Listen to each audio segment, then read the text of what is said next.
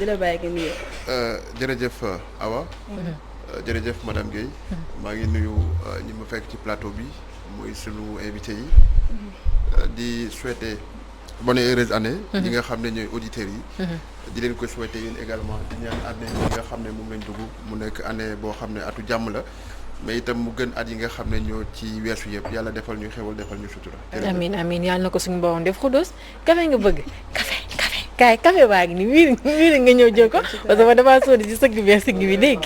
parce que dama soodi Xudoos naa café bàyyi ñu daal léegi ay ca awa ko ne day daal di bàyyi dama sonn si Xudoos attanoo lii donc petit dafa neex te façon bu ne ngay gis dama sonn moo tax ay ca awa ko ne alors Fatou comme ni ñu ko waxee sànq rek ñu fas yéene wéyal waxtaan bi ñeel mbirum mal gouvernance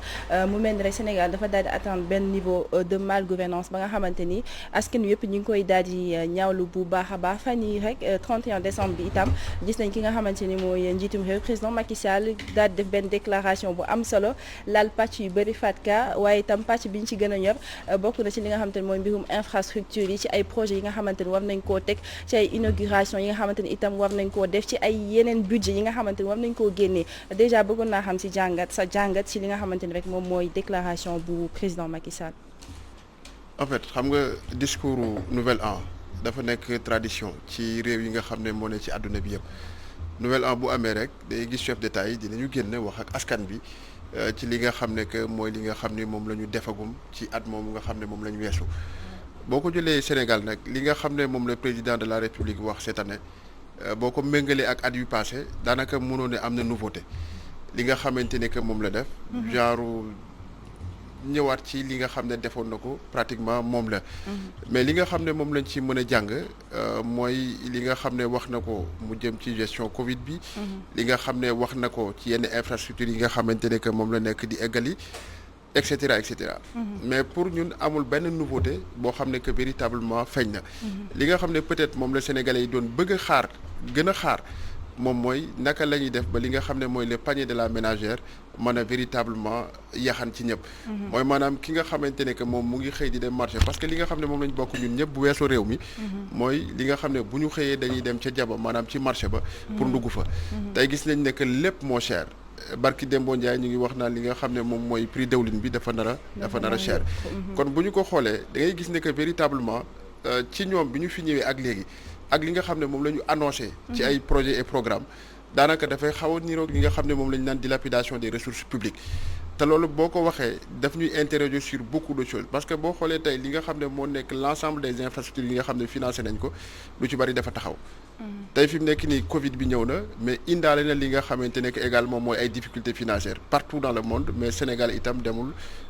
kenn demul mu des parce que gis nañ ne véritablement nit ñi am nañ beaucoup de mal à vivre beneen bi mooy ñu bari ñoo xam ne amoon nañ ay emploi que ce soit dans le secteur formel ou dans le secteur informel mu nekk ay emploi précaires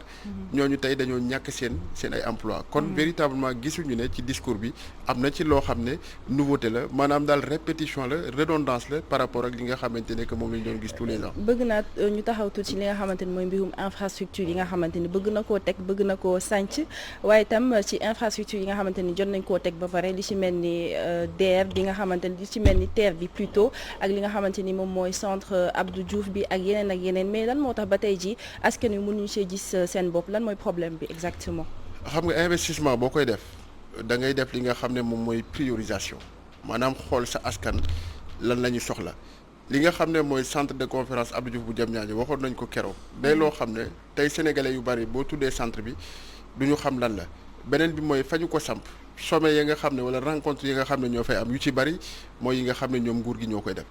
mais loolu nga xam ne def nañ ko ci mu avoisiné une 50aine de milliards yaakaar naa ne am na ci pàcc yu bari yoo xam ne ci buñ ko dugaloon ci santé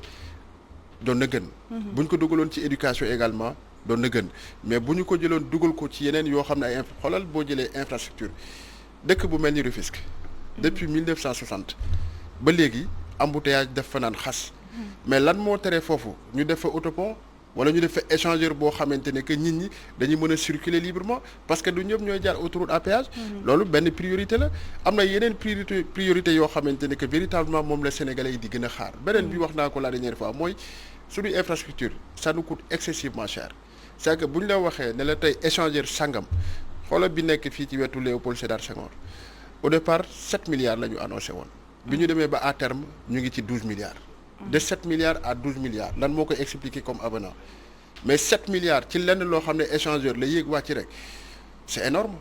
c'est que dem nañu ba nga xamante ne que tey et puis entreprise yu bari yoo xamante ne que ñoom ñooy gagner ces marchés là c'est pas des entreprises nationales ay entreprises étrangères lañu yoo xam ne dañuy ñëw xamuñu également ndax appel d'offre bi jaar na yoon am déet c'est-à-dire que y a énormément de questionnements yoo xam ne tey war nañ ko mën a def ci li nga xamante ne que mooy suñu infrastructure mais encore une fois ñu def priorisation par rapport aux infrastructures. mais et le rôle du Forum Civil dans tout ça parce que vous êtes là depuis 1993 teewul li nga xamante ni mooy manque de transparence mi ngi fi ba tey corruption bi mi ngi law waaye itam li nga xamante ni mooy mal gouvernance ba tey mi ngi fi on sent pas trop votre présence lan moo tax. En fait notre présence nag quand même Awa beaucoup de monde ñu ngi koy sentir c'est-à-dire que ñun dafa am loo xam ne mooy suñu rôle. Rôle bi ci jiitu moom mooy alerte. ak veille beneen bi moom mooy sensibilisation et conscientisation. keroog wax naa leen ne ñun dañoo bokk ci benn kuréel bu nekk ci àdduna bi ñu naan ko Transparency International Transparency Forum Civil moom mooy représentant am au niveau donc du Sénégal donc bu weesoo alerte bi ak veille bi dañuy def beaucoup de sensibilisation et on est présent partout au Sénégal au niveau des 45 départements et tout le temps également da ngay gis li nga xamante ne ñu ngi koy def mu nekk ay déclarations di interpeller l'État di interpeller les pouvoirs publics par rapport donc à la malgouvernance et par rapport à la mauvaise gestion qu'il y a au niveau du Sénégal donc véritablement sunu présence sentir nañu ko peut-être que nit ñi dañuy def parfois confusion entre forum civil ak société civile moo préciser waat ne que forum civil benn la ci yi nga xam ne ñooy société civile bu duggee société civile di nga ci fekk ay organisation yu bari di nga ci fekk RADDHO di nga ci fekk Amnesty di nga ci fekk comment dire di nga ci fekk ñu bëree bëri di nga ci fekk 3D di nga ci fekk yeneen organisation ñooñu ñëpp bokk ci li nga xam ne mooy société civile mais véritablement tey bu ñu xoolee bi nga xam ne judd nañu ba léegi 1993 ak léegi am na lu bëree bare loo xam ne def nañu ko ci jéego te mun naa ci tudd li nga xam ne moom mooy création de l'OFNAC mun naa ci tudd li nga xamante ne que moom mooy la déclaration de patrimoine yooyu yëpp nekk yoo xamante ne que forum civil moom moo teg empreinte am. da nga laal point bu am importance monsieur Niang muy mbirum sensibilisation parce que tey jii est-ce que jàppoo ne li nga xamante ni moom mooy mbirum mal gouvernance bi wunduwul ci li nga xamante ni moom mooy mbirum citoyenneté ak la nga xamante ni moom mooy probité individuelle bi. xam nga citoyenneté boo ko waxee dëkk yu mel ni Sénégal ñi nga xamante ne que jànguñu dañuy xaw a am problème mais boo nee bëgg sa réew. nit ñi dinañu ko xam nga citoyen mooy ki nga xam ne kenn la ci ñi nga xamante ne que ñoom ñooy waa réew mi waaye kenn googu kese doyul mooy maanaam li nga xamante ne que mooy tax réew mi jëm kanam moom da ciy participer li nga xamante ne que moom mooy tax véritablement réew mi jëm kanam lu mel ni par exemple xam nga citoyen tout le temps war nañ koy sentir mais fii kañ ngay sentir le citoyen pas tous les citoyens d'ailleurs mooy boo xamante ne que élection jot na élection présidentielle ñu dem pour les citoyens élection locale la même chose mais citoyen bi yamul foofu c'est que dafa am lu ñu naan reddition des comptes maanaam dërëm yi ñuy defaree askan bi yi ñuy defaree réew mi mu ngi jógee ci citoyen yi donc kooku également war nga ko di rendre compte citoyenneté boobu nag te dafa mel ni que dafa nasax fi nga xamante ne que moom mooy Sénégal loolu moo tax ñun ñu daal di indi loo xamante ne que moom la ñuy wax la certification citoyenne certification citoyenne boo ko déggee benn label la maanaam benn raaye boo xamante ne que ñun dañu koy jébbal ñi nga xam ne ñoo nekk maire yi bi ñu ko commencé di def Sénégal ak léegi daanaka ñu ngi ci téeméeri commune ak juróom fukk bi nga xam ne moo ci mujj ñu ngi ko defoon ak Union européenne daal di ciy tànn loo xamante ne que juróom fukki commune la te ki nga xamante ne que moo gagné woon am raaye or bi mu nekkoon le maire de la commune de Dalifort nga xam ne moo ñu quitté fan yi weesu man li may am problème mooy ci ki mal gouvernance bi ngay wax dafa am leen loo xam ne dafa ma jaaxal parce que quand même comme li muy wax priorisation des dépenses man mënuma comprendre ñu ne mbas par exemple restez chez vous ok yow sa salaire amul sacrifice munoo ñëw ministre wala député nga ne pour le peuple nañu wàññi suñu salaire déedéet nga ne gaañ bi restez chez vous léegi nga ne encore enseignant bi nga xam ne tey décisionnaire la moom salaire am du ko fayeeku à temps mais comment yow dans un système bi nga bëgg yow nga bëgg rationaliser les ressources publiques nga bëgg nit ñi maanaam wàññi seen bëgg-bëgg jaarale yoon mais le SMIC minimum mënoo ko jox population bi donc il y a une disparité profonde boo xam ne dañ ko créer te disparité boobu ñu créer ñu ñëw encore sur les marchés dans les appels d'offres tout est flou parce que doo ñëw benn marché nga def commettre ay techniciens ñu ñëw calculer ne la bu ñu ko xayamee parce que toujours marché dafay am étude de faisabilité du marché ñu ñëw ne par exemple xam naa ne lii moom au maximum projet bi dina jeex mais da ngay ñëw ci 5e avenant regarde terre bi presque 4 avenants léegi après kan moo koy fay c'est le contribuable ñu ñëw ne ay audit ñu pare na ma yàlla baal bu ñu audité ba pare IGE wala leen def kii woom ñu pare jël affaire bi mbalit la jëm mais léegi kon à quoi serve parce que audit yooyu tamit dañuy fay xaalis pour ñu dem saytu. mais kon léegi jarul ñu koy def bu fekkee ne yow li ñuy def lu nga xam ne da ngay ne gestion saine et vertueuse. bu ñu paree jëlaat loolu defaat ko ci mbalit ça ne sert à rien je crois qu'aujourd'hui on doit remettre les pendules à l'heure président lenn laa koy ñaan mooy bu moom lu lenn la il faut une volonté politique cela veut pas dire xoolal président man benn affaire moom a gënoon metti bésu tabaski jékki-jékki rek nga ne waaw man ñu ngi may attaquer chaque jour sama rakk déjà commencé nga déjà yow fóot sa rakk avant dara di xew pourquoi yow sa rakk nit la comme ñëpp keneen ak keneen parce que yow yaa njabootu ñëpp tout le monde est citoyen yëpp ñoom égaux devant la loi je crois qu'aujourd'hui li ñuy wax comme kii lu muy wax kii wu forum civil monsieur Niang am na problème ci lenn mooy comment sont gérés les marchés publics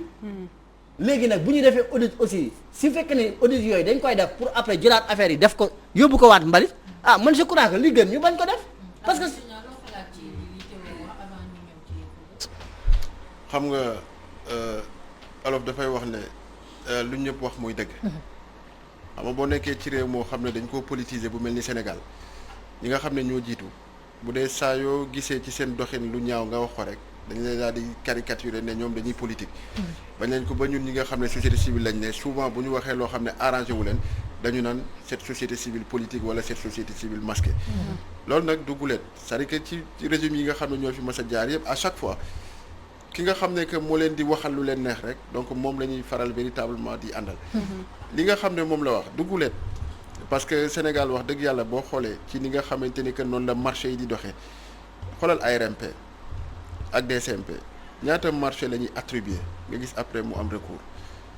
xoolal rapport ARMP saa yoo xamante ni que génn na chaque année nga gis également ay direction générale yu mag yoo xamante ni que dañ leen di joxoñ baaraamu tuuma par rapport ak ay marché yoo xam ne dafa jàdd koñ xoolal commune yu bari au Sénégal également saa yoo xam ne rapport bi génne la nga gis ne ñu ngi leen di joxoñ baaraamu tuuma xoolal ministère yu bari saa yoo xamante ni que marché génne na nga gis dañ leen di joxoñ ay baaraamu tuuma kon li nga xam ne moom lañ mën a wax foofu mooy li nga xamante ne que moom mooy mauvaise gestion mauvaise gouvernance dafa am ba jeex takk ci li nga xamante ne que mooy nguur gi ñu yor tey boo ko xoolee ci li nga xam ne mooy train express régional ñi nga xamante ne que ñoom ñoo ko gagné ñooñu nekkoon di waaj a dem fay Alstom nga ñëw indi leen benn contrat fi mu ne ba tey kenn mënu la wax li nga xam ne mooy marché bi ñaata la 600 milliards la ñu déclaré benn opposant génne ne 800 milliards ñu ñëwaat ñu waxu 1200 milliards ñoom ñëwaat nañu ci diggante 600 ak 200 finalement ak 800 ñu ñëw indiwaat 800 mais lan mooy justifier ñu jógee 600 ñëw ba 800 parce que 200 milliards quand même du 200 000 francs du 200 francs bare na c'est que tey dem nañ ba nga xamante ne que li nga xam ne mooy priorité askan bi dafa mel ni que dañu ko teg nele réew li nga xam ne moom la ñu war a njëkk a tabax mooy nit ñi bala ñuy tabax li nga xam ne infrastructure la infrastructure yi nga xam ne ci la bokk nag ci développement mais c'est-à-dire que dafa am noo xam ne noonu la ñuy tabaxee ay infrastructure nit ñi il faut ñu lekk il faut ñu naan il faut ñu faju suñuy feebare il faut ñu dem école tey Covid bi wane na ne que en réalité Sénégal on manqué de tout surtout sur le plan de la santé kon dañuy sax jaajëfal Covid bi parce que bu fi Covid bi ñëwuloon véritablement du ñu xam ne que suñu plateau technique médical dafa faible on n'a absolument rien sur le plan de la santé du ay médecins yu doy du ay sages-femmes yu doy c'est que bu ñu ñëwee ba tey fi nga xam ne mooy 3e millénaire ñu lay wax ne le Sénégal am nañu ay réew yoo xamante ay coins yoo xamante ne que bu nit ñi di accoucher bu femmes yi di accoucher dañuy perte seen vie xam nga ne loolu lu ñu war a xoolaat la te boo xoolee li nga xam ne mooy seen plan Sénégal émergent li nga xamante moom lañ ciy wax moom mooy émergence d'ici 2035 mais émergence boobu du loo xamante ne rek slogan lay doon day loo xamante ne que dañ koy tabax dañ koy bâtir sur tous les secteurs de la vie nationale moi je pense que véritablement am na lu bare loo xam ne moo des néew ma nag ñoom defuñu dara dëgg la ale yow am na loo xam ne def nañ ko waaye li nga xamante ni que moom moo des moo ëpp doole foofu. effectivement Khoudous. alors c'est vrai que fu mu daanalee fa lay commencer parce que mi ngi wax slogan état gouvernant yi li ñuy joxe mais yenn société civile itam conceptualisation rek ngeen di def bi ngeen commencé quasiment depuis que Macky Sall est là yéen seen rapport yi yëpp mosul reculer benn yoon état du Sénégal d'ailleurs yéen ci rapport lañ leen xàmmee depuis un certain temps société civile tey combat yi nga xamante ne moom lay mëne Guy Marius Sagna yu ci bëri taxawaayu société civile bi amuñu ci benn ressentiment bu fekkente ne question politique ñu dégg leen parce que foofu foog ngeen dem ci plateau télévision yi société civile à part xëy na peut-être li ñu ci gën a faral di dégg ci yenn rapports yi mooy monsieur Seck Birahim Seck au-delà de tout ça combat bi nga xam ne moom la ñu xàmmee woon ci société civile avant bien entendu Macky Sall ñu koy élire du boobu moo am tey d'ailleurs ñu ci bëri nga xamante ne ñu ngi woon ci combat bi bàyyi nañu ko dem fekk ji pouvoir ba finalement ñi nga xamante ne vous dites que vous portez la voix du peuple duñ leen ressentir fi nga xamante ne normalement tey société civile bu amoon cette crédibilité là yenn rapports yi wala yenn sorties yi waroon na mën a tax état di am gestu di reculer tuuti mais tant que les politiques n'ont pas porté le combat duñu fekk société civile. loolu tam foog ñu. dama yaakaar ne peut-être ñàkk a suivre li nga xamante ni que moom mooy suñu combat bokk na ci li tax nga wax li nga wax. non man par exemple sama propre appréciation la. c'est-à-dire que boo nee du ñu leen sentir. lu dul bu fekkente ne que ci wàllu politique. tudd nga léegi koo xamante ne que benn leader la du ma ne dans l'opposition parce que mënoo ne da nga koy qualifier ci opposition wala nga ne mu ngi société civile. non man combat social bu muy mëne moom moo tax ma ne ko ci parce que lu muy mëne c'est un combat social. le combat social ñi koy mëne dans ce pays là bari nañu c'est-à-dire que aussi il faut ñu xam ne dafa am noo xamante ne que noonu la c'est-à-dire que ñëpp bokkuñu lu ñuy mënee combat. comme li olof naan bu cër yëpp yamoon am ñu gedd li nga xamante ne que moom mooy seen cër. yéen léegi wax ñu am société civile nan ngeen di mën a seen combat. ñun dañuy def tout le temps des déclarations. et rapport. des déclarations bokkul ak rapport day nekk par rapport ak loo xamante ne que étude la wala par rapport ak loo xamante ne que ndaje la loolu mooy rapport mais déclaration mooy jibal sa baat. ci loo xamante ne que benn xew-xew la wala loo xamante ne que mu ngi bëgg am ci li nga xam ne mooy réew mi boo ko xoolee barki Dembo Ndiaye ci li nga xamante ne que moom mooy actualité bi dissolution d'un parti politique boo xam ne ñu ngi koy suivre ñun ñooy ñi nga xam ne ñoo ci njëkk addu def ci li nga xamante ne que moom mooy déclaration. loolu laa wax sànq c'est parce que c'est des questions politiques. non c'est pas ça. si xam nga sànq wax naa fi li nga xam ne moom mooy certification citoyenne. xam nga loolu c'est-à-dire que. mais loolu laa la wax sànq ma ne conceptualisation yéen a dàq état bi ñoom slogan la ñuy génne yéen ngeen génnee conceptualisation. léegi nañ ko bàyyi mu loolu daaneel conceptualisation leneen lay teg c'est-à-dire que li nga xamante ne que man moom laa dul d'accord mooy ne société civile kenn gisu ko wala deful liggéeyam et il n'y a pas une société civile il y a des sociétés civiles dans ce pays-là. mën naa gëm parfois ñenn ñi di wax naan il y a des sociétés civiles politiques mais taxul également ñëpp ñu tente leen des politiques et l'autre chose nga xam ne wax nga ko ñun mësuñu bokk ci gouvernement. amul benn gouvernement boo xamante ni que mas na ñëw ñu bokk ci. et li nga xam ne mooy suñu certification citoyenne bi ñuy def en 2012 le président Macky Sall bi mu ñëwee. bi ñuy def labellisation au niveau sama gars yu milité yi. waaw am na sa gars yi doon man kay loolu laa koy wax koo xam ne yàlla na ko yàlla yërëm bokkoon na AFP. voilà mu wax non. par